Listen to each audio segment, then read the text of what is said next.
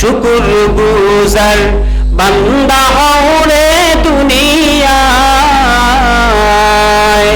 যার কারণে নাজ নিয়ামত বেড়ে যায়। শুকুর গুজার বান্দা হও রে দুনিয়ায়, যার কারণে নাজ নিয়ামত বেড়ে যায়। প্রভুর শুকর যদি আদায় না করো, প্রভুর শুকর যদি আদায় না করো, কঠিন আযাব হবে তোমার কবর।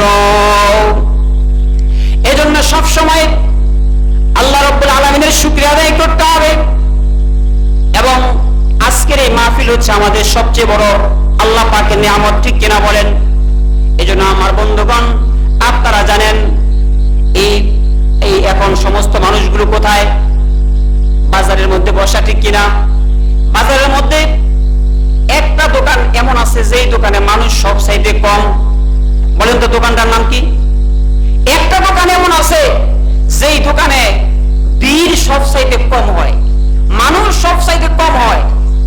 আবার আরেকটা দোকান আছে যেই দোকানে মানুষের কোনো অভাব নাই। সেই দোকানটার নাম কি? চায়ের দোকান। কিসের দোকান? চায়ের দাম অনেক না কম, সস্তা, ঠিক না? মাত্র 5 টাকা। কিন্তু আরেকটা দোকান হলো স্বর্ণের দোকান। কিসের দোকান? চায়ের দোকানে যেই পরিমাণ ভিড়, স্বর্ণের দোকানে কি সেই পরিমাণ ভিড়? কি বলেন?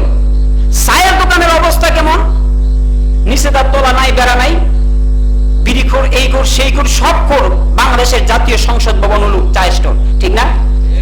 কিন্তু স্বর্ণের দোকান, স্বর্ণ খুব দামি জিনিস, ওখানে সবাই যেতে পারে না, ঠিক কিনা কর? ঠিক তদ্রুপ ভাবে এই ধর্মীয় মাহফিল, দ্বীনি মজলিস গুলো হচ্ছে আমাদের জন্য জান্নাতের একটি বাগান।